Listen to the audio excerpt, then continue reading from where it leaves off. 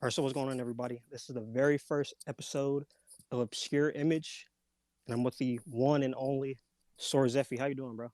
Good, good. I'm doing fantastic. How are you? Doing amazing, man. Just like I said before, this kind of nervous. This is my very first interview and shit. So I just wanted to ask, what do you like to do outside of gaming? I seen that you've been, on your stories doing a little tech deck shit. How long have you been doing that? I've been playing Tech Deck since I was like, I want to say like 8 or 9, something like that. Like I've always been to skateboarding outside of like gaming, and as of recently, I kind of want to get back into it. Um, Okay, I've okay. like I've seen like a friend, like just as recently, he sent me like a video he wanted me to edit on like a skate video. It's called Session.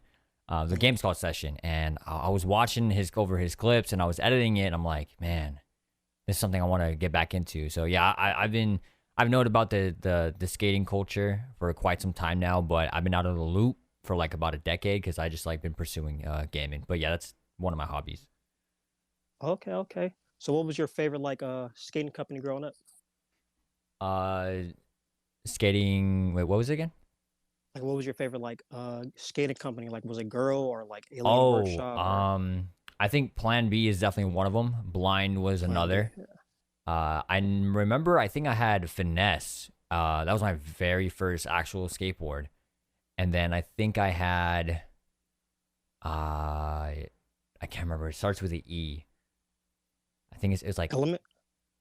Element's pretty good too. I think that's on my top five. But there was another one that had like it reminded me of like this name. I think it was like Entai or no? Oh, Etney. Was it Etny? I don't know. Yeah, I think it's Etney. I think.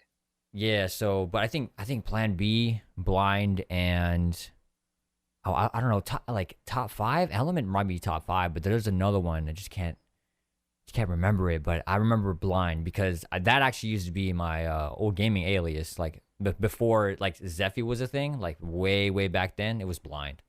Just because, Really? yeah, because like, well, for one, I wear glasses and it was hard for me to see. Um, so like I was thinking to myself, like, oh, I must be blind. You know what I mean? And I was like, oh, well, I also like the skateboard Blind because it has a Grim Reaper and it was just so sick. So it made sense for my personality. Oh, that's actually crazy. I remember I did a little research on you. Dude, did your name used to be predicting? Yeah, it had like a Q at the end. That was like way back then. What made you change from predicting to Zephy?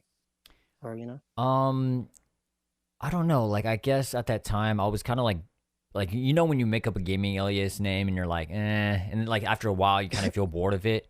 Yeah. So after a while, I just looked at predicting and I was like, it doesn't really like have a ring to it. You know what I mean? So I wanted to find a new name, and then I went through like a cycle of like a few names. Like for an example, like blind, uh, uh, predicting, and then I went to Spastrix, and then I went to God, what was the other one?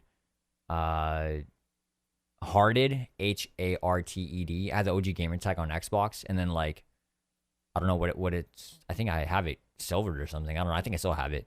But yeah, that was like a few of the gaming aliases I had before Zephy. Oh wow. So Zephy was it like did your like brothers and sisters give you that name or like a sibling or something like that or Zephy actually came from like straight out of creativity. Like it was just me sitting at home one day and just think of a new name because I was just like, man, like I want a name that I can stick with forever.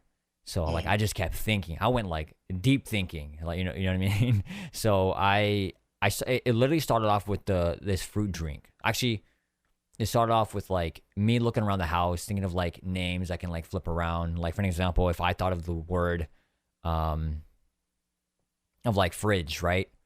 And Mhm. then I flipped I changed the F in fridge and I turned into a B. I get bridge, right? Mhm. So I thought to myself, okay, well, what if I don't know, one of the meals that I eat, what if I flip these words around? So I started flipping words around, and one of the fruit drinks that it started off with was Welch. I don't know if you ever heard of the fruit Yeah, drink Welch Welch. is fire, bro. Yeah, bro. I think it's the dragon fruit. Oh my god, that shit's so good. Um, so yeah, I took out the W out of Welch, put Z, and got Zelch. I was like, oh, that's kind of tight. And I was like, nah, it doesn't have a ring to it. Mhm. So I took out L, and I got Zek. And I was like, Zek? It sounds like Zach, but like the ghetto Mhm. name. And then I put back the L. I was like, what if I did, instead of a C, I put a P to get a Zelf. And I took out the L, put an M, and get a Zemph.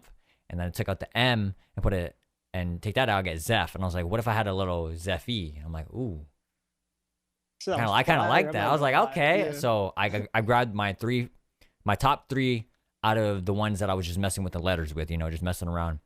And then I sent it to all my Xbox, live friends list. And every single person, maybe besides like one or two, said Zephy. Every single person said Zephy. I was like, okay, if everyone's with that name, I'm with it. So that's how I That's what I got noticed Zephy. about your name, Zephy. Like it's like I'm not gonna lie, predicting is hard as hell. It makes me kind of want to change my name to predicting. That's how hard that name is. But Zephy has like a uniqueness to it. I've never heard of a Zephy before. Yeah, like it may remind you of like Zephyr, like the Zephyrus, because some people thought I got my name through the name Zephyr, like the god of the west wind, or like I think that's the or Zephyrus. I think that's the meaning of it, or like the Red Okay, Hot okay. Chili Peppers. Even though that's a really odd coincidence, but like, yeah, that was not how I got my name because I don't know, just one day just started thinking of words. I don't know, just it was almost like I was off the ganja, but I wasn't. Where did you come up with like the alias, like the Red Hot Chili Peppers? Like, where did that come from? The hot peppers. So it started with, um, so when I first started streaming, I just went with my simple name Zephy. I didn't really have like no theme, no branding. It was just like Zephy. You know what I mean?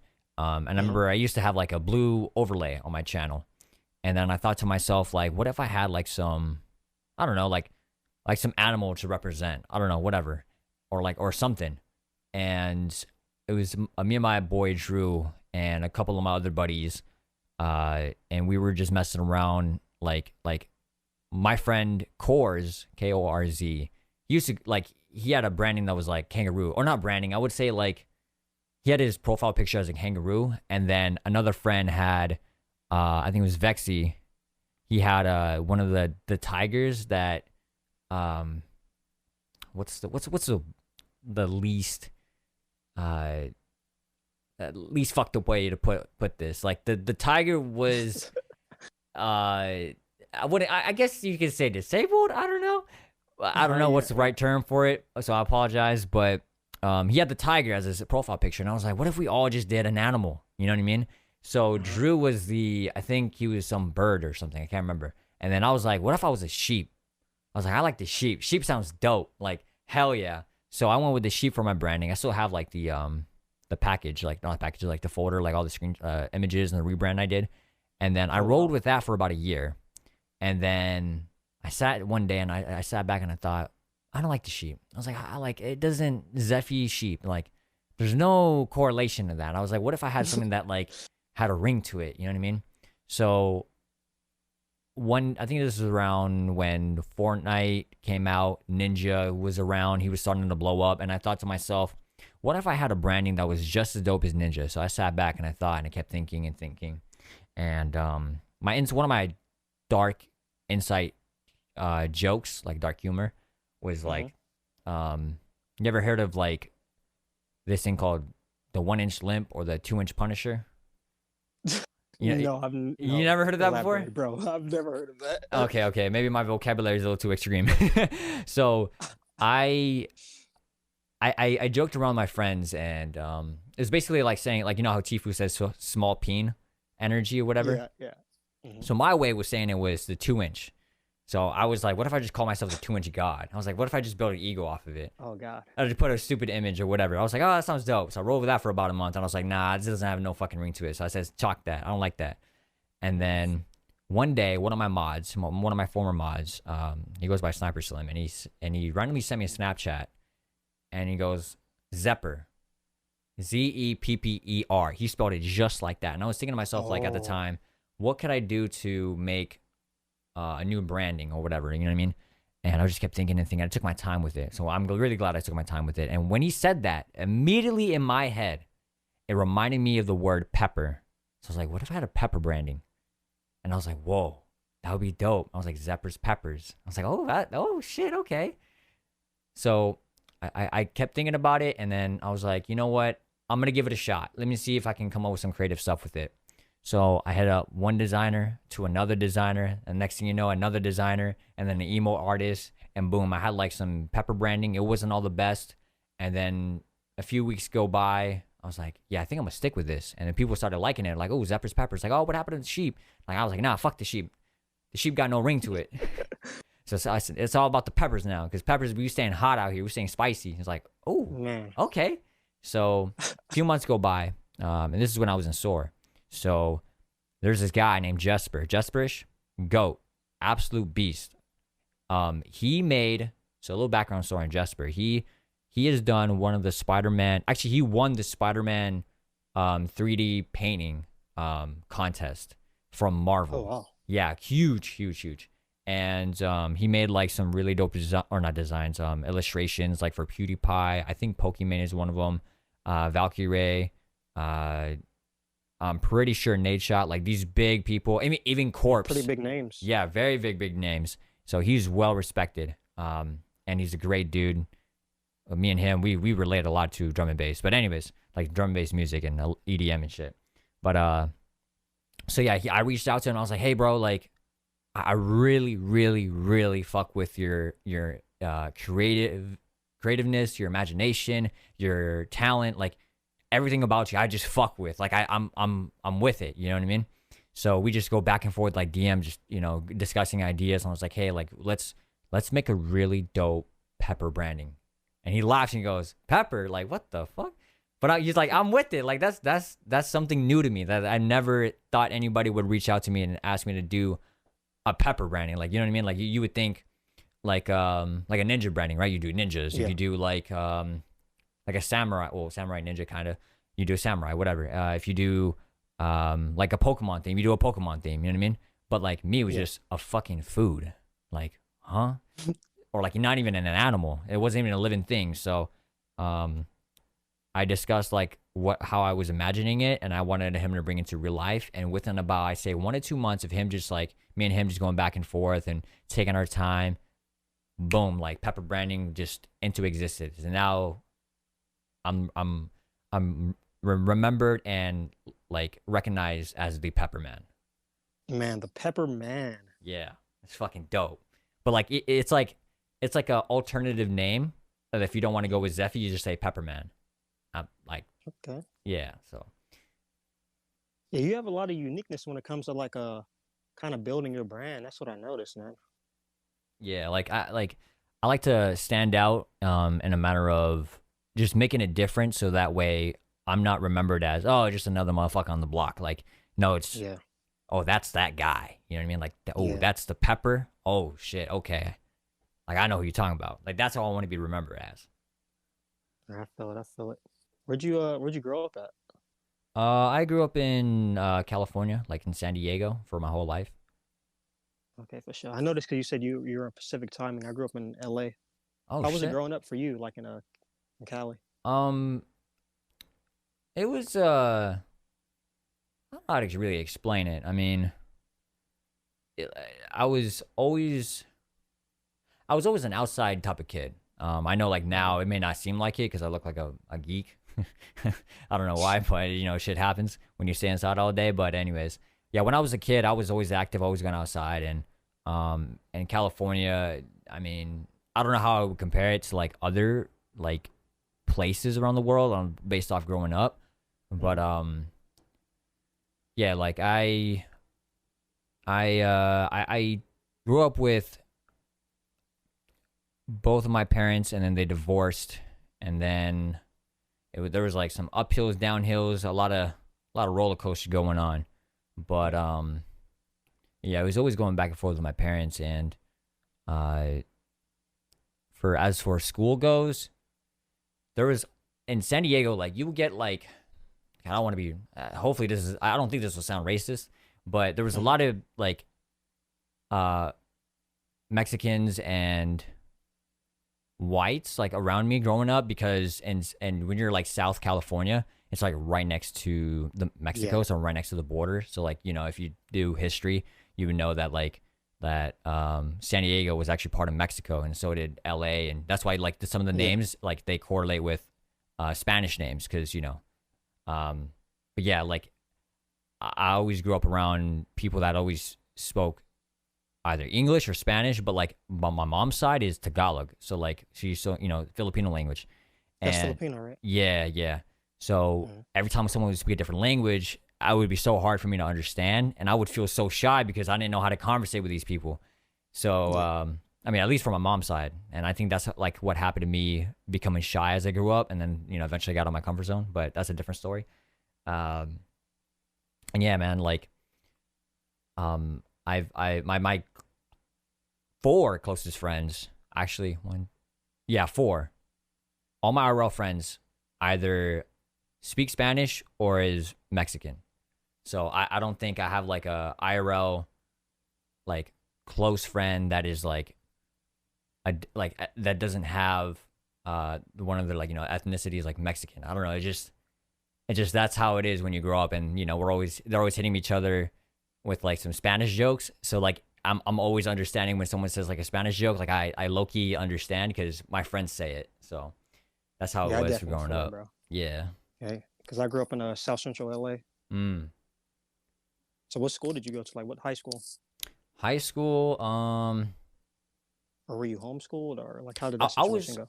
so I transferred schools in elementary, and so I'll give like from the climb. Okay. So like kindergarten to third grade, I I went to this one school. I don't want to say any what school because just in case like someone did some weird Yeah, I shit. feel it. Yeah, I yeah, feel it.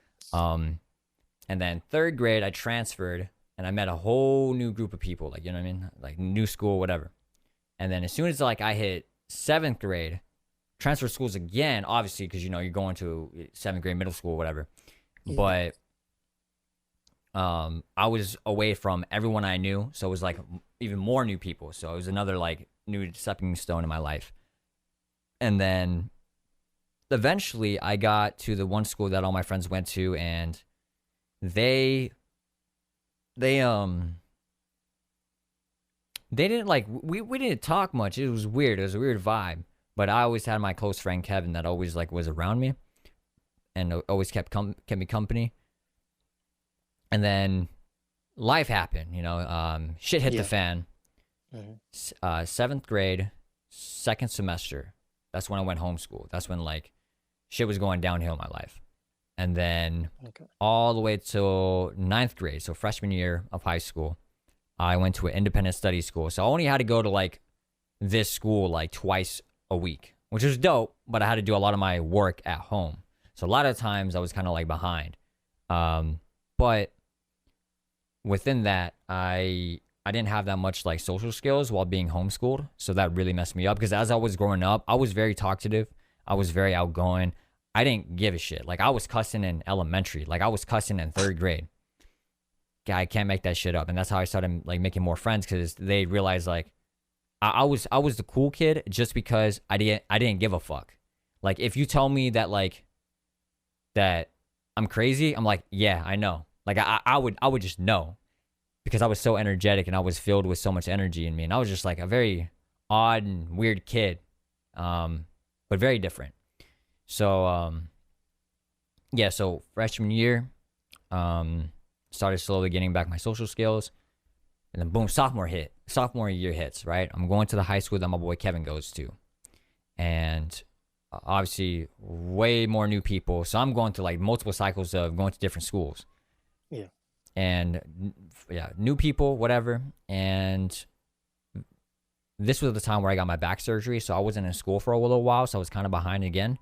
And I remember I didn't have social skills because I wasn't, like I said, wasn't at school, and I was losing that, because as I grew up, like I said, I was very talkative, very energetic, and then boom, like like puberty hits, I'm having anxiety, I'm like Yeah. I'm on the fear of depression or whatever. It's crazy. And Hmm. then those 2 years of high school, I just like I was slowly building myself, and then senior year hits, I started to get the hang of like socializing. So it was man, it was a fucking roller coaster of like my life, just trying to get through and keep my sanity. Yeah, I feel like everybody has those rough patches in life, whether they be in middle school having them, high school, or even grown ass adults, having those issues in life and shit. Yeah, for That's why I think sure. it's really good to preach taking care of your mental health and shit like that. Yeah, exactly. And if anyone is in need of help, always never be afraid to reach out. Facts, facts.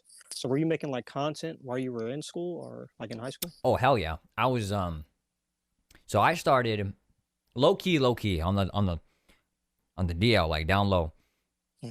I was uploading on YouTube in 5th grade. And Oh like, wow. yeah, so like I was making like these quick little like small little tutorials. I don't know if I still have the channel up still and I can find it. It's just like literally 3, 4, 5 videos of me playing MW2 with split screen, teaching how to like do a trick shot, a stun shot. But like I never really uploaded on the daily because my internet was trash, and two, I can only use my mom's laptop with a Dazzle. You ever heard of the Dazzle Yeah, recording? Yeah, yeah. so I was using that. I Um, seen your old video, bro. Was you said something about a dazzle and a PVR, one of your oldest yeah, videos. yeah. So those joints, like they were like the recording device back in the day before Elgato was even a thing. Yeah. And so, um, with within that, yeah, I was using my mom's laptop, and it was really hard because like at the time we didn't really have like these demonic PCs to be able to record and get shit done, right? So, I couldn't upload that much. And then around middle school, I was just playing competitive sniping on Modern Warfare 2, and I was just practicing. Did like nasty plays, but nothing recorded because I didn't have a recording device, and I was using a box TV at the time. So like one of those 15-inch TVs that you use like the red, white, and yellow cables before HDMI was a fucking thing. Yeah, I Uh, still have mine sitting up in the closet somewhere, bro. bro, that shit's so OG. But yeah, so and I remember my mom, or no, my dad bought me Modern Warfare 3. I was like, let's go, theater mode on Infinity Ward game. So if I hit a clip, I have my friend record it. Same thing on BO2. I got Black Ops 2, Mhm. playing my box TV, and like just grinding, just grinding to hit some sort of clips. I wanted to step into the YouTube scene again because I was like, this is what I really love doing, uploading videos, showing off what I can do. And I was like, all right, I'm gonna save up. Maybe I can ask my mom or my dad or whatever for something for Christmas. Like a simple monitor or like a laptop that can just record or something. And Mhm. so eventually, my uncle bought me a laptop for school. And in my head, I'm thinking, sorry, uncle, this laptop ain't gonna be for school. This gonna be for content, baby. Facts, So I facts. was like, all right, no, but I'll use it for school. But I'm still gonna use it for content though. Yeah. So I was editing my videos on that, and I would gather the clips that my friend would send me for my theater mode because I didn't have a recording device at the time. But finally, I got a recording device from my friend Dane Kazuma, and he sent me his PVR, and I was recording with that. And I finally went back to like MW2, and I was like, all right, no more BO2 theater, no more MW3 theater. I'm gonna focus on 1 over 2 content or clips or whatever, and I'm gonna just grind out that. So this time I'm like the underdog, I'm still trying to mess with YouTube. I was hitting clips, but I wasn't as consistent as someone like Pomage or like anyone in the phase guys or like SoaR back in the day, like the top dogs. I wasn't on that level. I couldn't compete at that level yet. Even though I had the competitive sniping experience and that was my prime time to be able to, have my accuracy, my game knowledge, my reaction time, everything. But I was just I was just learning, I was constantly learning. And so after Yeah. school, right, like this was around freshman year, I would even get my shit taken away too. Sometimes it was kind of demonic because I'll be staying up late. But I remember this is a story I love telling. When I was in high school, when I had shitty internet, I finally told my mom to. Actually, we had decent internet. It was not bad. I mean, it was Cox Was Cable, it? which is still trash, but like, Yeah, I'm about to say, was it Cox cable bad? yeah, yeah. Okay, so like we had Cox Cable, it was good, and then we switched to AT&T. We had Uh, DSL internet, so we're talking like dinosaur age, 1 megabyte download, 1 megabyte up, oh 40 god. ping, 3 barn on a fucking West Coast server. Like, who the fuck be playing all that shit? So, so we finally went back to Cox Cable, and then at this time, my mom paying for like the lowest speeds, right? So I'm getting like what, Yeah. 100? No, actually, 100 still not bad. 100 download, shit. 100 download, like 10 up. I was like, all right, apparently I can stream on this internet. I was like, oh shit.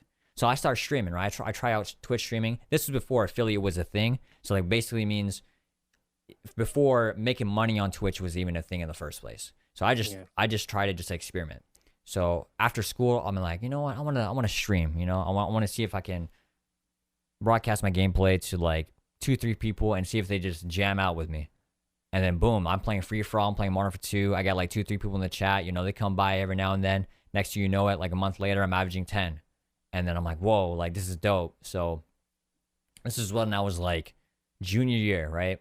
I would go to school. I wake up, go to school, get my homework done, come back home, take a nap in the car because I'd be tired as hell from gaming all night.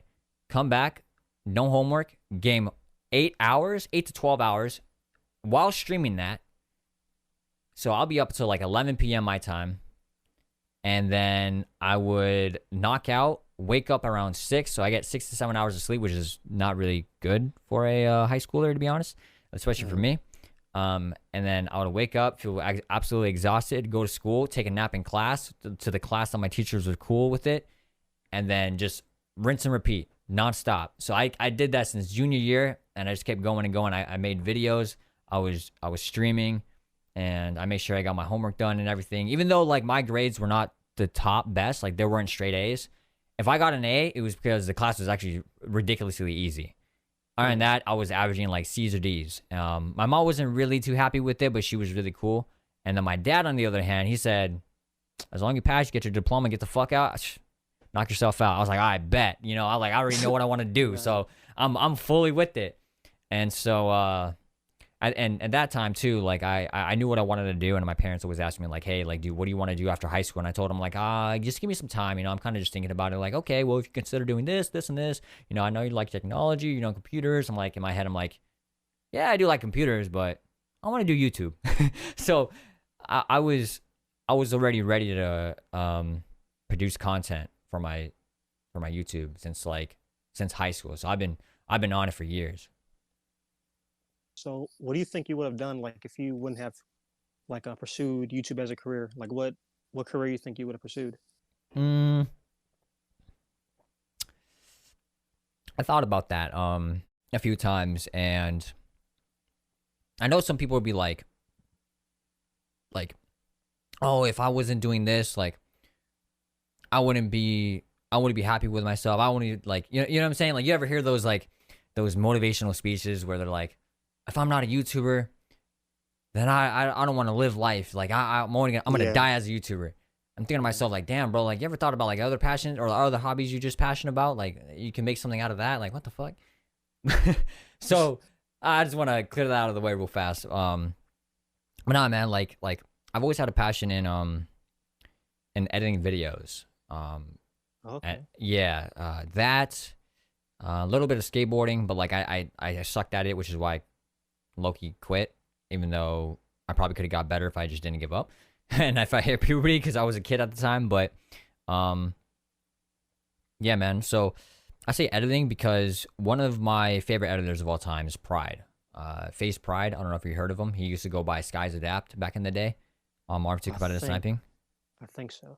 Yeah. Skies Adapt, that sounds familiar. Yeah. So he made so he was part of the MW2 competitive sniping community, and he recorded like clan matches of his team, and he would put it together, and he would make the video so enjoyable and so different from what other people would make, because he would make, like, you know how in montages some editors would over edit it and they wouldn't have really no structure on the montage itself.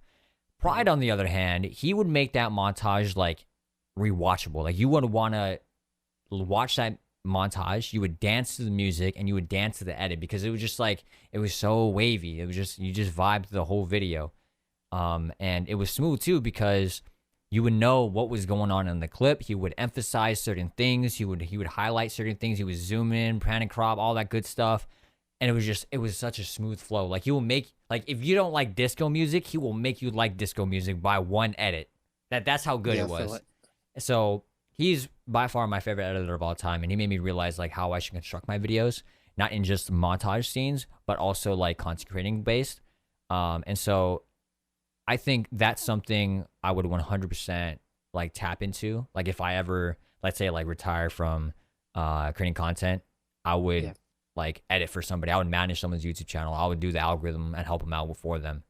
That's something for sure I would do. But outside of that, I'd probably do like maybe something with like routers or building computers, anything with like anything technology. I'm interested in. Okay. Yeah. Well, I know for me, it'd probably have to be because right now I'm trying to go to school for sports marketing and media management. Oh. But if, yeah, thanks, man. Trying. I'm really trying to really pursue this.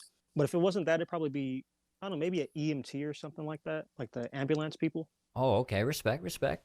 Well, let's go back to gaming a little bit though, because you said you've been making YouTube videos since you were like in fifth grade, right? Yeah. So how long have you been gaming? Like, was it before fifth grade, or did you start at fifth grade? Oh, way before fifth grade. I'd say like so basically my sister got me into gaming.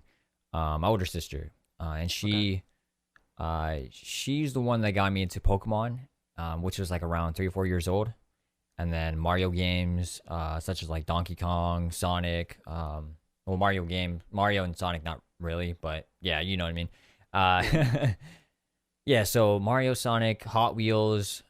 She got me into Call of Duty, so that's a big fun Oh fact. wow. Yeah, it's weird because you think like, oh, as a guy, you're gonna get yourself into a game like a FPS shooter game, right? Nah, she got me into Call of Duty. Like I didn't even think about getting into Call of Duty, and this was like when I was in fifth grade. That's how I actually hopped on Modern Warfare 2. It was like 2010 of that year. Like it was on my birthday. She's like, you should get this game on Call of Duty, and I should kick your ass in it. Next thing you know, I start selling my life away on that game, and I'm kicking her ass. Cause she kicked my ass in every game: Pokemon, Sonic, Hot Wheels, racing games, Mario Party. Oh yeah, she was a Oh beast. She yeah, was a no, my beast. sister was good at video games. Now I flipped the switch. I was like, no, no, no, no, no, no, no, no, no. I'm not losing to her anymore. Nah, fuck that shit. I'm taking over. So I just grinded my life away. So what was your like if you had to choose, what was your least favorite COD and your most favorite all Least time? favorite, Advanced Warfare, easily. Oh wow. Most MW2. And the reason why I say Advanced Warfare, not because I'll say this, I believe that game can be fun, but the reason why I dislike it is because it doesn't feel like Call of Duty at all, like 0%. The mechanics maybe sure, quick scoping is still there, dropping high kill games, like momentum, whatever, and it just the thing that I really really didn't like was that it just felt like a Halo game. Like I didn't feel like I was playing Call of Duty. I felt like I was playing a whole different game, and I felt like I was facing against people that were jumping like 100 feet in the air, and no one was running on the ground. Like it just felt like Man. everyone was just flying all over the place. I'm like, what the fuck am I playing? Like this ain't Call of Duty. And it was stupid. So I just chalked that game. And I That's remember crazy. That's like I bought the wait, go season ahead. pass for it. I regret it. I remember Bro. I was like, all right, I'm gonna grind this game. I'm gonna become the fucking best on it. Next thing you know it, 2 months later, man, fuck this game. I'm gonna go back to Marvel 2. I think that's kind of almost my reason because my least favorite has to be Modern Warfare 2019. I don't know, it didn't really feel like to me it didn't feel like Call of Duty. It kind of felt like Battlefield when I first started playing it a little bit. Um and then I actually got kind of in trouble for saying this because I don't know if you know, but I was actually gonna go pro. I was gonna go on an amateur team. I was actually gonna join UIU actually, Oh, but I made a video, kind of bashing the game a little bit, which I kind of understand why they wouldn't pick me up. But as soon as I made that video, by coincidence, shout out to UIU Drew, he ended up actually following me after I made that video. wait, That I kind of Drew. Which Drew are we talking about? UIU Drew. Have you heard of UIU? Oh, oh, okay, yeah, okay. I know what you're talking about. Yeah. So, but yeah, probably Modern Warfare 2019 has to be like my least favorite. Then my most favorite has to probably be Black Ops 2 because I was like in a really like kind of dark time in my life when I I feel started that. playing BO2, and I kind of feel like it kind of saved my life in a sense because instead of me being out in the streets doing graffiti or whatever I was doing, I was coming home with the boys playing BO2. You feel what I'm saying? Yeah, no, I feel that, man. Like that's how I feel when I'm like when I play video games. I told my mom one day, and I was like, Mom, honestly, I'm just glad I play video games all day. She goes, Why? I said, I could be outside, getting in trouble with other people and be in the wrong friend group, but I got lucky and I'm in the Mm-hmm. right friend group that is leading me to be better of myself, and I'm just staying home, just staying out of trouble. Like, ain't nothing wrong with that. Yeah, man, gaming saves lives, man, for real. Yeah, because you grind out your passion, you grind out like what you love doing. Even though, yeah, some people can say, oh, you become toxic out of it, but kind of just Yeah. reveals your true self. Yeah, I feel like everybody has like that toxic phase, to be honest, especially you're in a gaming community. Oh yeah, for sure. I mean, honestly, even in sports, you know what I mean? Like I think Hmm. people get toxic in sports too. What was like your favorite like Call of Duty map? Favorite Call of Duty map? Mine was probably Court Yard from World at War. Ooh, that yeah, no, that I'm so surprised you said from World at War because not a lot of people mention any maps from World at War. I would have to go with God. I mean, that's tough. It has to be on a Modern Warfare 2 map. I want to go Okay, Terminal just because. Terminal's lit. Yeah, Terminal is just lit. You can do spawn traps. My best clips are on that map.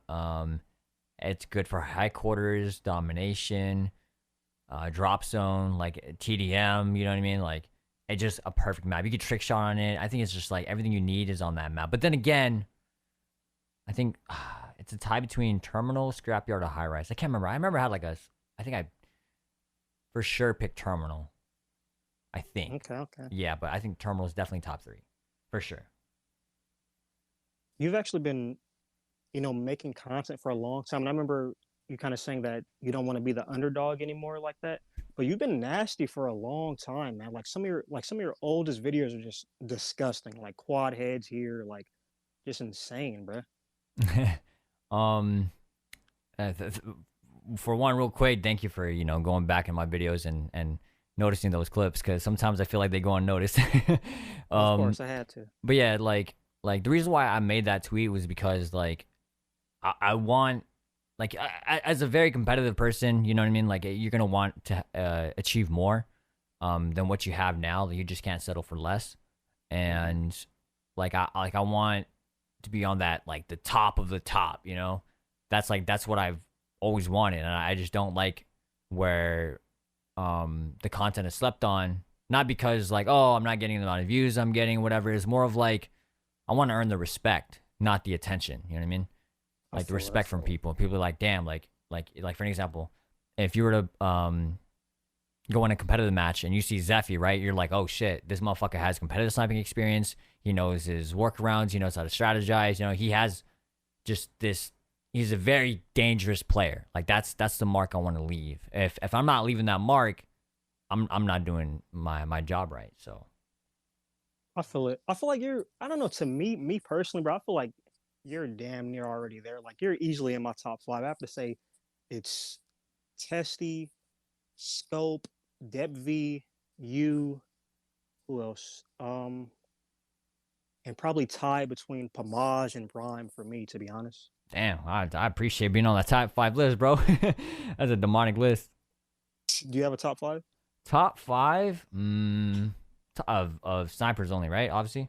Yeah, snipers only. For sure, Sprat. I think Sprat is someone that like I genuinely Okay. respect, just because not just for his play style and his accuracy, his movement, his decision making. Mhm. It's mostly because like how he analyzes and also how he just I don't know, just a very respectably humble person. And like his energy, like he's always trying for like the positivity of like of a game and especially his grind too. Like I think that's just something that low key sometimes I feel like it's slept on because people just overlook it. Because sometimes I'd be seeing on my timeline like top five snipers and Sprat is not even on there. I'm like, what the fuck? Like I feel it. Sprat needs to be on that shit. Like if anyone. I think Sprat for sure, 100%. I want to say maybe Pomage. I think Pomage might be on that top five because Pomage has like there's something about how he makes content and how he snipes. Like there's something about it that has me relating to it, and like the way he thinks on like movement, play style, the way he analyzes is so very similar on how I'm thinking as well. Because when he analyzes like a clip, he doesn't. He always says it's not about like the kill feed or whatever. It's about like the movement and how you make the clip happen, right? Mm-hmm. Like the play style. And I was like, God, I thought that was the only person, but I was like, man, like this motherfucker actually knows what he's talking about. And which is true, right? Like that's what makes the clip so interesting. Instead of just seeing like the kill feed go up to like a 5-on, like, oh, there's another 5-on, oh, there's another quad feed, there's another 6-on, you know. Yeah. You know, you would rather see a 5-on that's all like quick scopes, right, across the map, rather than a hard scope 6-on that's like all of them are just, Yeah. you know what I mean? It just makes the clip exciting. So I think Pomage is definitely could be top 5. I think it's safe to say top 5. My third one, it has to be competitive sniper. I think it's a tie between. Actually, I don't even know. I think he said what? HSW, Skies HSW. He was part of Pride's team back in the day. The reason why I say him is because the way he called out in these competitive matches was like on point. This man was like perfectly called out, like where he wanted to, call out the enemy, what route he wanted to run. He was a marathon sniper, so he didn't have sleight of hand, so he had like a very slow ADS, but he was like fast with it. So it didn't even matter like how fast like as a sleight of hand sniper was able to zoom in. He would just be able to like outplay him no matter what. So he just did what almost the impossible. I would maybe not. I want to say that, but and then on top of that, he would when he would hop into clan matches, it would almost seem like he wasn't taking it serious, but he was. And in a matter of like when you watch his playstyle, he's dancing, but like he's dancing because he's dodging bullets. So when I would watch these clan matches, I'm like, is this motherfucker like playing serious? And I was like, wait a minute, he is. Like it's because the reason why he's jumping around, he's doing this crazy movement, is because he's a marathon sniper, so he needs to be able to avoid bullets. I was like, oh, shit. Like, this man is on another level. So I took a lot of inspiration from that, and that changed my whole entire play style and how I think about how I play, my strategy, how I want to be able to outplay the competitive snipers in the community. And it just blew my mind. And that I applied that now even to today on movement, because, as a sniper, if I'm facing against another sniper, the biggest weakness is movement. Even for myself, like if a motherfucker's like jumping up and down, sliding around, I'm like, oh my God, it's so hard to hit. But I realize it's just smarter. Like by the end of the day, that's just how you win. You gotta play the game for how it is. So him for third, fourth. I gotta go with my boy Drew. Not the Drew you were talking about earlier, a different Drew, because he had his own style. It was so different. I always favorite people that have their own style and create something of their own based off inspiration they find within themselves out of like things that are not inside of gaming, like outside of it. Like obviously you can take inspiration from gaming, like people from it, but when you just like analyze the creator or the sniper themselves, you notice that their style is inspired from someone else.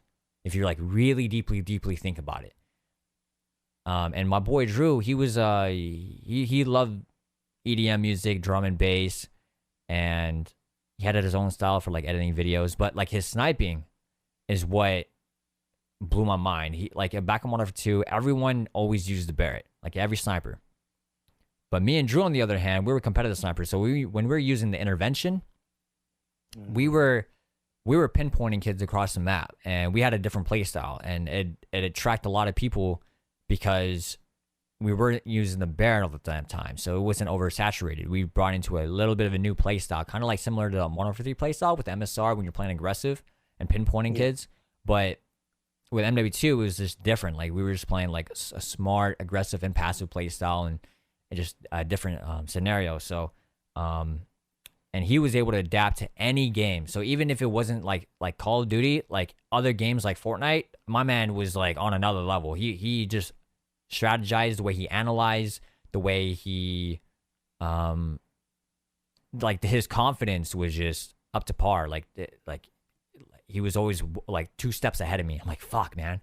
But I was like, damn, like I didn't look at it as in a jealous way. I looked at it as, my man is 2 steps ahead of me. I got to catch up. It was like, get there. I got to be on the same level. I can't be slacking with my boy if he's going to be my duo, right? So me and him were like duo back in the day in Modern Warfare 2, especially my boy Kuza. I think Kuza is definitely my boy Kuza top 5 as well. And just because the way his mindset is so good. Like me and him, our chemistry is unfucking matched. Like we don't have to say a single call out and we just know what the fuck to do. Like that's like imagine like you're playing competitive, right? You facing against two motherfuckers that have no mics plugged in. They're not even communicating. They're not even talking. All they tell you is the map and the game mode and start it. They're like, what the fuck? Like, are we facing against robots? Like, what's going on here? I remember some dude gassed us up like that in a 2v2 match in 1v2, and it was just fucking hilarious because they're like, these motherfuckers don't have mics. They're not even communicating, but like they're in sync. Like, if one dude's here, he's there already. How the fuck? And if he dies, he's there. Huh? Yeah, like it was like God, what's a movie that has like a very dynamic duo? Fuck. Oh, that movie was Mel Gibson and damn, what's it called? When he be saying like I'm too old for this shit. You know what movie I'm talking about? Yeah, no. There's this one movie. I think it's fuck, man. It's just so hard to think of on the spot. Man. But yeah, so like we were just in sync and with everything and he never took no for an answer in game. Like he always wanted to push the game's limits, even though it didn't seem possible, but he was always like pushing me like, hey, let's keep going, you know, don't stop. Like and even if I'm tired of gaming, he goes, no, let's game for like another one. Like we would play in a 2v2 match. We would play like, let's say we drop 80 kills, right? In a 2v2 match, it's like a 30-minute game. This is the longest game ever. And goes, okay, one more game. I'm like, fuck, man, I'm tired. This man was a fucking coach, bro. This dude was a coach back in the day. And the way he analyzed was like, he's always finding a way to outplay the opponent. And this dude was from Panama, okay? So he's Central America. I'm talking like far under Mexico. So he's like, he's on a 2-bar on Canadian host, 3-bar on anyone that's the U.S. host. He's never on a 4-bar connection, like strong 20 ping. He's always like 80 ping and above. And this motherfucker was carrying me. He was going against like the top players and he was able to compete. And I remember my friend was like annoyed of me, like dick riding him. But I was like, dude, this motherfucker is being slept on right now, like so heavily. And it just amazing me. It just amazes me because people on a strong 20 ping and they struggling. And this man is making no excuse. He's making the impossible happen. Like that shit blew my mind. That's why like I always gas him up every time anyone like mentions him or if I bring him up. It's because there was no one that I found that was like him that was from a foreign country foreign country. He didn't speak.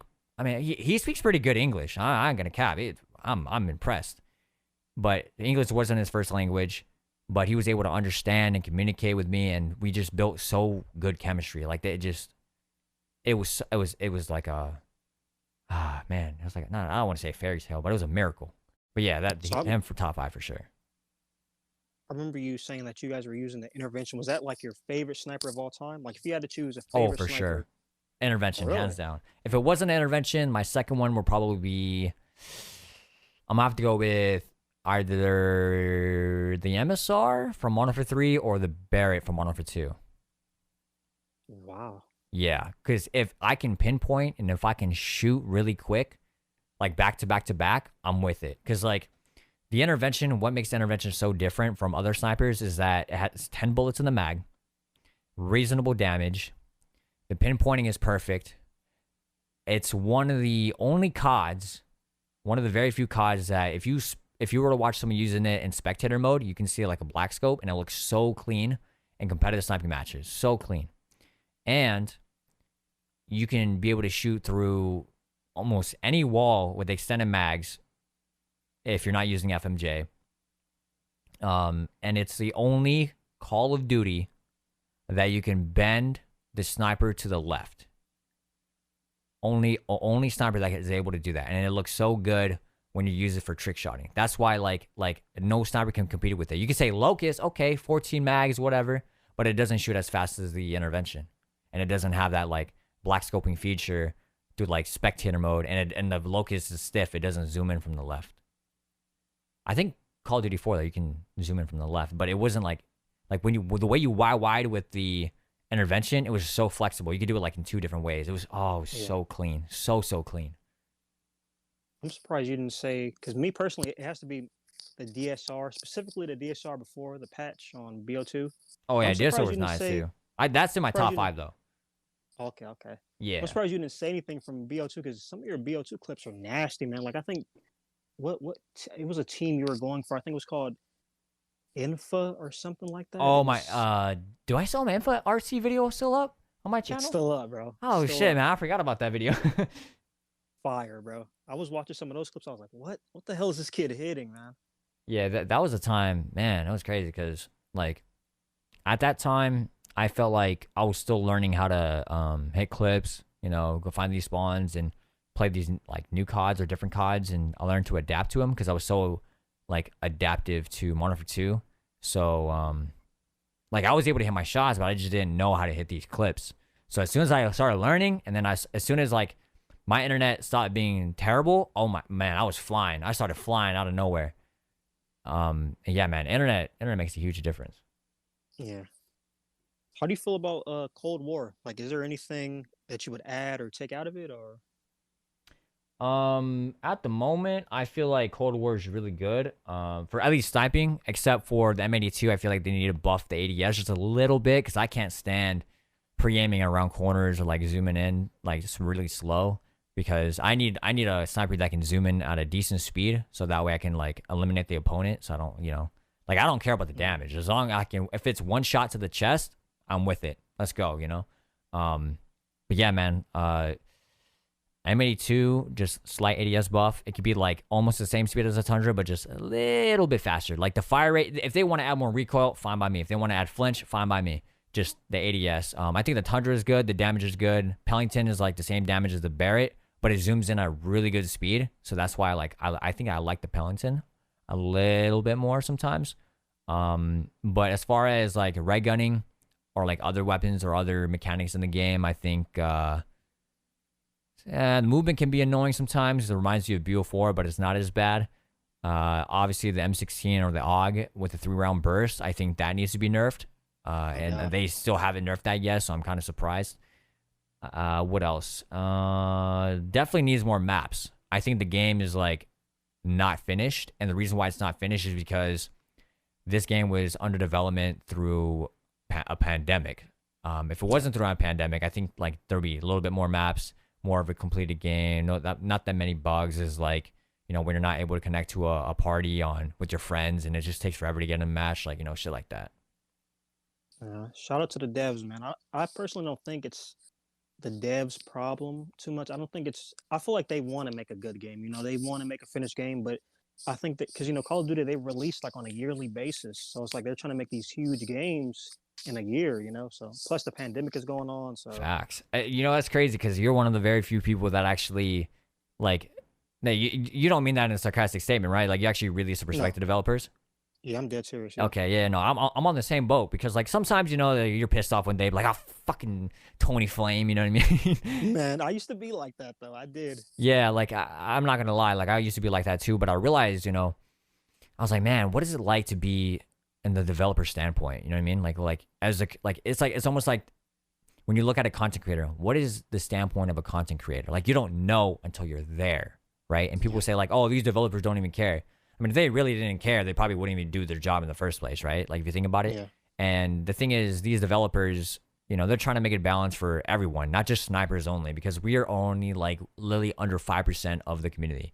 5%, I don't think that's going to be their biggest concern. Their biggest concern is going to be the casuals, but they still give a shit because they make quick scoping still possible. And I think like people are really biased when they say like, oh, no, they don't care about snipers. Like, I think they do. Like I genuinely think they do. Like even Vondi even tweeted out himself that he actually likes snipers. He thinks they're dope. And even though the whole sniper community went at his neck for patching the DSR and sent him death threats, he still has the fucking balls to say that. Like that blows my mind. And I think what changed his mind was Pamaj. I think I saw a tweet about it. He had a one-on-one conversation with him and changed his whole perspective around. And I was like, damn, man. That's why like Pam is such an inspiration, bro. Like you talking to a developer and you made him like snipers after the whole sniper community went after his neck for patching the DSR and nerfing it. Like that is wow, bro. Yeah. That's another level. So another question I want to ask you, like, what made you like really pursue sniping and pick up a sniper? Because I feel like when it comes to sniping, they're some of the most just talented people in the community. Like, could have easily went pro if they really wanted to. Like, what made you say, you know what, I'm gonna stick to a sniper and not a regular gun? So I think it was around 2010 where I was introduced to sniping by a group of people. Well, actually, a group of friends. Sorry, shouldn't say group of people. That's kind of fucked up. But yeah, I met them. I met these guys online, and we became really good friends.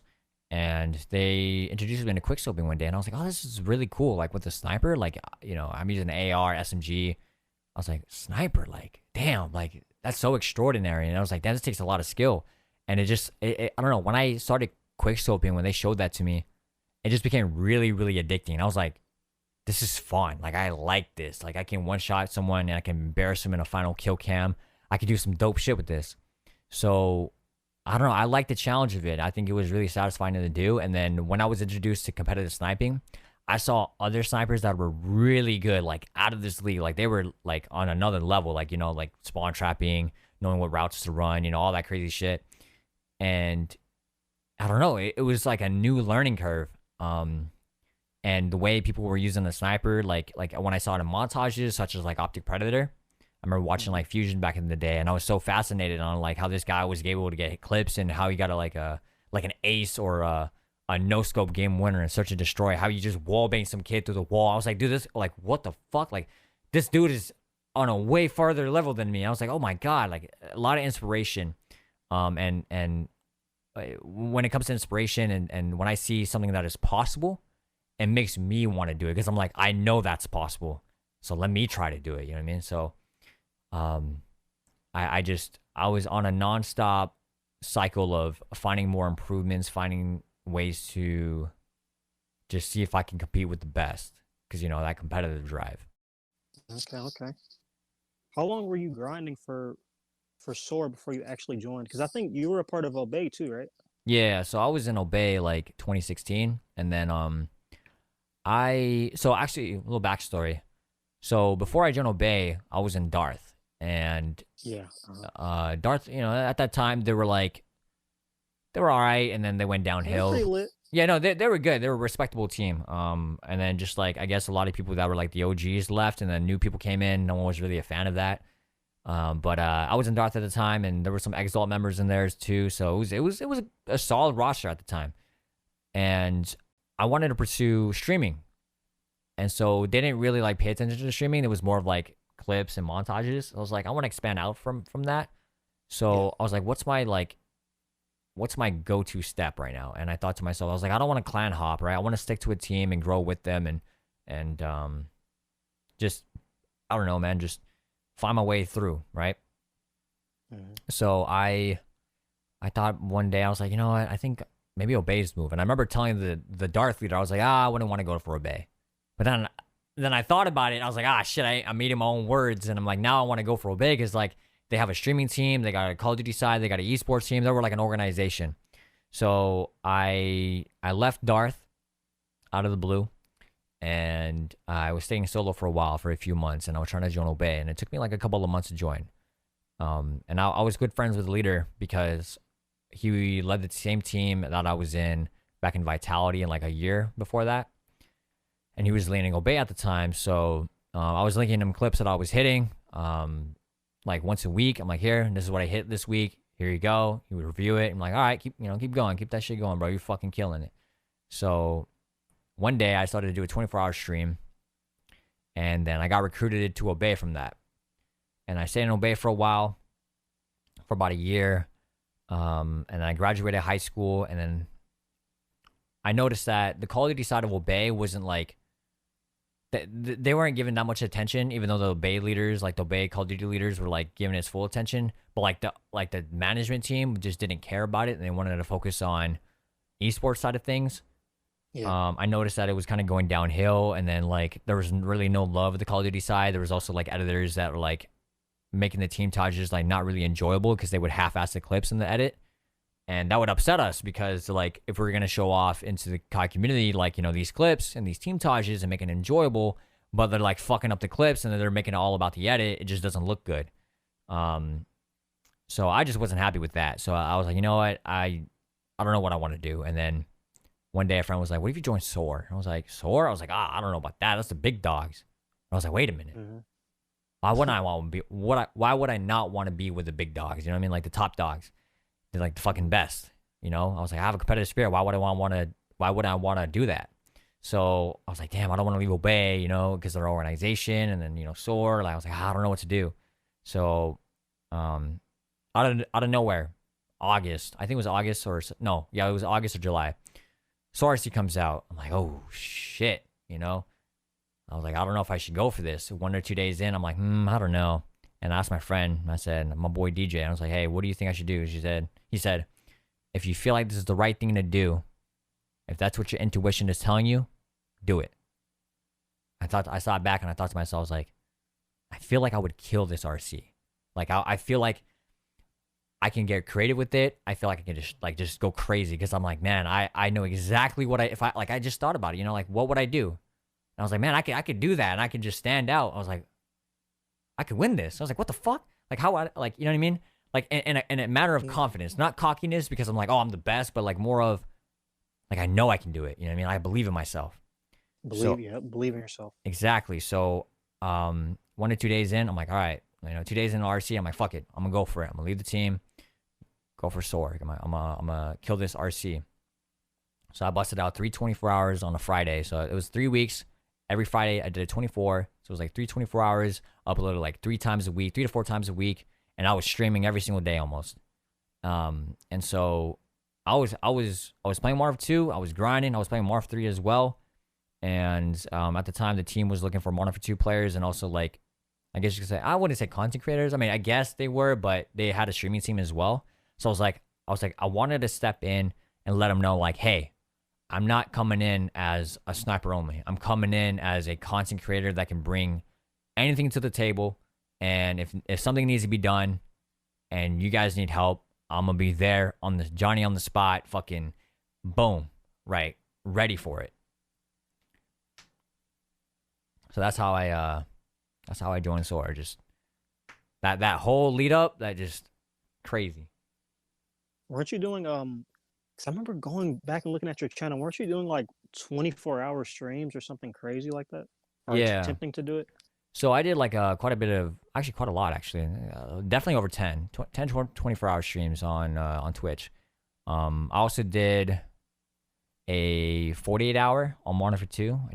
I don't recommend. Honestly, I don't even recommend. Yeah, it was dreadful. I don't recommend anybody doing a 24-hour stream because one, I mean, yeah, the growth, whatever is nice, the hype is nice, but by the end of the day, you're damaging your health. And second, as soon as you get past the 8 to 12 hour, your energy is going to be low, and no one wants to watch a stream where your energy is low. You want to have a good, energetic, positive, good vibe stream. You don't want to, fall off on that. So when you joined SoaR, did you join like, because you said you joined as a content creator, did you have to work your way? Because I know you're a talent manager now. Did you have to work your way up to that? Or like, how did that come about? On how I joined talent manager position? Yeah. So it kind of just happened on accident, low key, because when I joined SoaR, like that wasn't my intention in the first place. I wanted to join just like, like I said before, like, just as a content creator. But then I remember at that time, this is like when World War II was out, or no. I think this was like right before, I can't remember. No, yeah, World War II was out. No one was really playing World War II. The roster was kind of like, not a lot of people were gaming. People were just gaming just like whenever they felt like it.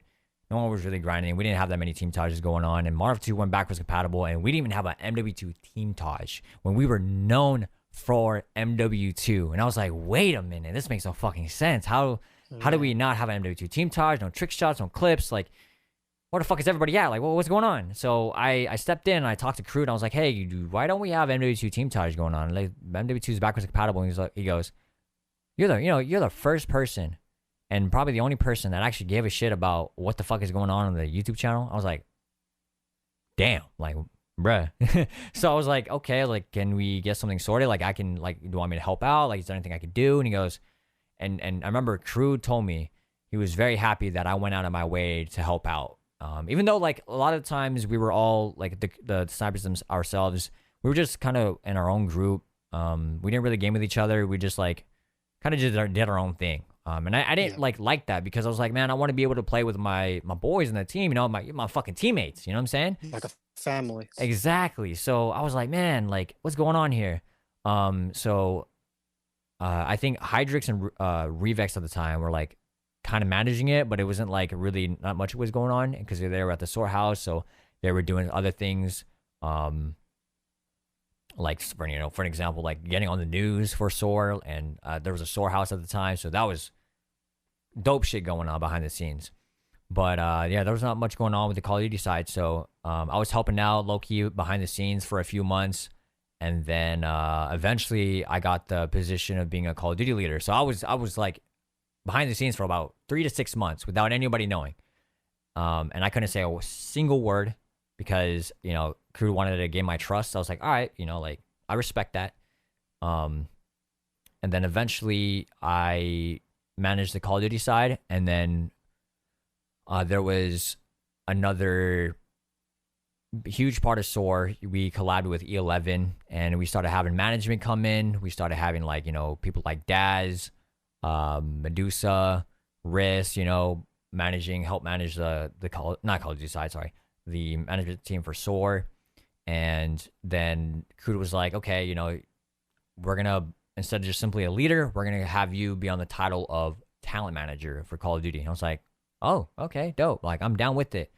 And I don't know, like I just really cared about the team because I didn't want to see the team go in the same path as it did with Obey when I was in Obey at the time, because Obey just went downhill and no one really cared about the Call of Duty side. So I was like, damn, what if I just like, I don't know, helped out and did something, because I didn't want to see it, history repeat itself for SoaR.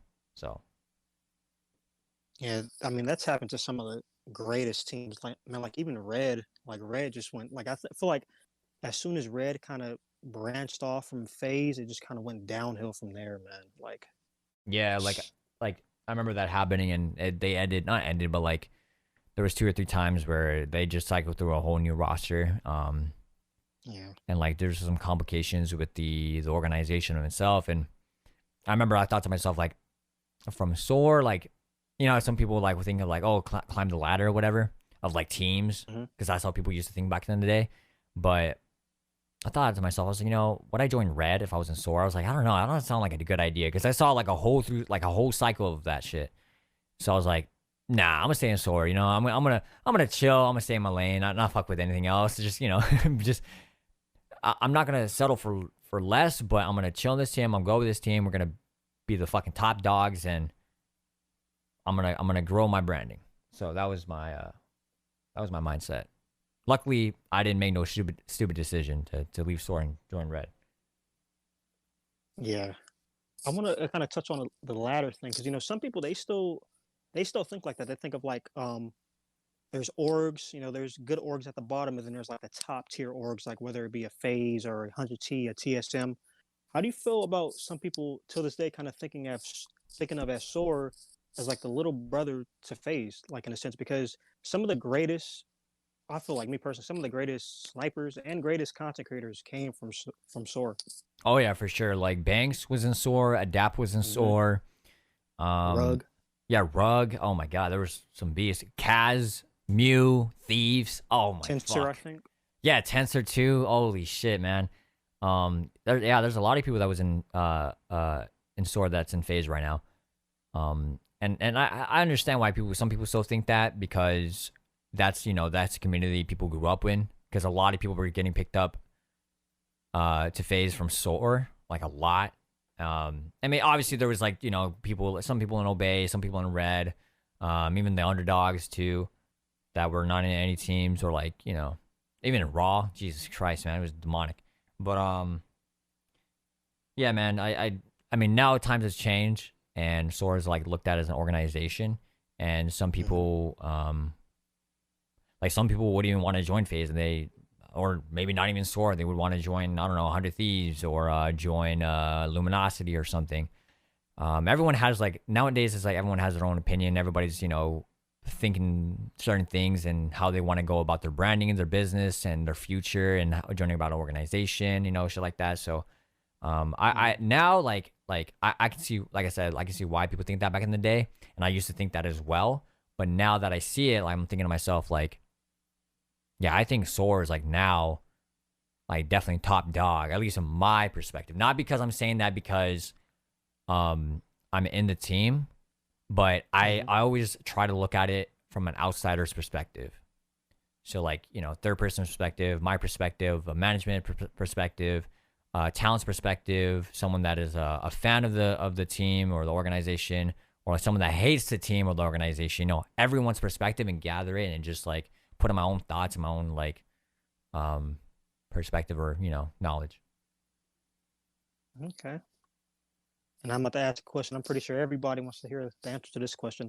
What do you look for, like, specifically in a newest SoaR recruit? Like, what do you look for? Is it, like, consistency? Because I'm managing a team right now. Shout out to Flawless. I look for, like, I don't look to see how many quad heads you can hit. I look for if you're consistent with the streaming, if you're uploading on YouTube daily and stuff like that. So what do you look for? I mean, yeah, pretty much the same way. I don't look at clips only. I like to look at what makes the creator, like, a creator themselves, right? So you think, like, okay, what do they do, right? So, like, oh, they make sniping content. Okay, how do they go about making sniping content? Do they do it daily? Are they really passionate about it? How do they present themselves, not only through their YouTube videos or their Twitch streams, but how do they present themselves on social media? How do they go about their branding, right? And yeah, a social media check. If they're a very toxic person, but they're still a content creator, you know what I mean? Like, I wouldn't want to recruit someone that's terribly toxic and has a terrible manner, I guess you could say, or an attitude. And even if they're a beast, I wouldn't want them on a team. You know what I mean? Because that paints the image for SoaR. Yeah. So yeah, like it's all about how they just present themselves as a creator. And you don't even have to snipe, right? Like you can be a Fortnite fucking beast like Dylan or ZD or Zemrix or whoever on the roster.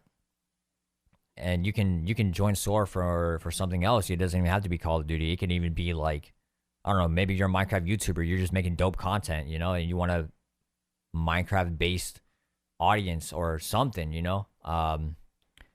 graphic design. Yeah, like if you're really good at illustrating, you can do that as well. Or even if you're a really dope editor, you get content done. If you're willing to provide for the team and we're willing to provide for you, like when it comes to an organization, everyone should always look at it as not as what can the team provide me, but also what can I provide for the team. So it's a two-way street, not a one-way road. Table. Exactly. Yeah. So when's the next, that's another question I'm pretty sure everybody want to know. When's the next SoaR RC? Because I think you guys picked up somebody, I don't know how long ago it was, but it was pretty recent, I think, if I'm not mistaken. Next SoaR RC, so we're not really like focused on that at the moment. That's like, I'll tell you right now, there's zero talks of the RC. There's no I don't think there's no RC that'll come around the next 3-6 months, that far I know. Maybe in the future, I don't know when. Like that, like if I knew, I'd tell you. I can't tell you, but like I generally don't. We just don't know. Right now we're just focusing on the sponsorships, the talent, within the team, the management, and just moving forward with SoaR.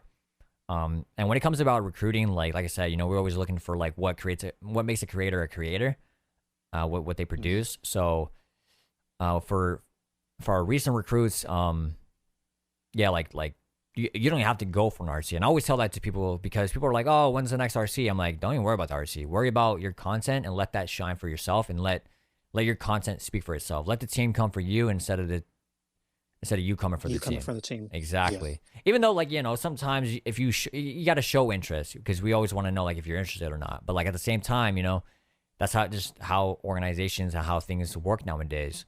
All you got to let us know is if you're interested, and if you show us the content. If we're picking up what you're putting down, we're with it. Hope you guys are listening out there, man. Hell All yeah. right, so this is the very last question. Where do you see yourself and SoaR in 10 years? 10 years from now. So like, I remember I got asked this question, I think a while back, but you twisted it and you said with SoaR. So that's interesting, little bit interesting of a twist. I definitely see myself being in SoaR in the next 10 years, unless shit hits the fan and God forbid what the fuck happens. But in the next 10 years from now, I can't really paint the right image, but I can tell you that I'm still going to be doing what I love. Like, I may be sniping still, or maybe if I find a different passion, and I don't know, if I started cooking or something. Like, like recently, I'm having interest in how chefs make their dish, you know, like that dope, good, yummy, dummy dish. Just, you know, like when you go to a restaurant, like how this motherfucker make his baked potato? Why does it taste so different from mine? Like, I don't understand. What did he do? What's the ingredient? You know what I mean? So, you know, shit like that, you know, even photography, cinematography, filming. So that's something I want to tap into. So it all depends on like what content or how content is going to lay out in the next 3, 4, 5, 10, you know, years. Because I don't even know if Call of Duty will last in the next 10 years. I would assume they will, right? Like with how things are going at the moment. Because, like, you know, Warzone's popping. Cold War is kind of having a dip, but like Cold War could still pop off. Yeah, man. I mean, we just don't know. And who knows? Maybe sniping is not even possible in the next 5 to 10 years because they nerfed the shit out of it. Because every year, it seems like they're just nerfing it slowly but surely, giving us more of a challenge. So it just simply just depends. But I definitely don't see myself sniping in the next 20, 30 years. I think I'm going to end up doing something else, but I'm still going to snipe at least for the next 3, 4, 5 years for 100%. Because I'm not even finished with what I started. So if I finish, like, let's say I get 1 million subscribers off of sniping, then that's the point I'm like, okay, I could tap into something else if I really wanted to. But other than that, I'm like, nah, I'm going to keep sniping until 1 mil happens. So that's kind of like where I'm at. Like, I would want to say I would know, but at the same time, we never know what the future holds. Who knows? I mean, shit, the world can end in the next 5 years. Yeah. Or shit, you never know. You could be a chef cooking up some damn peppers, man. For real shit. Yeah, put some peppers on that joint. Yeah. Man, I really appreciate this. You giving me this opportunity for real. Everybody who's watching this, man, or listening to this, I appreciate you guys tuning in. And yeah, it's your boy Make Love, your boy Zephy, a hot pepper. And we're out. Peace.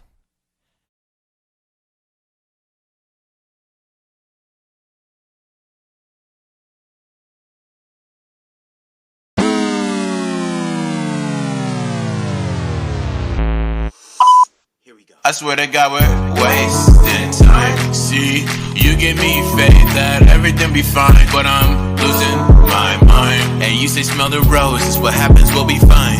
Okay, I just hate the fact that we all wait to see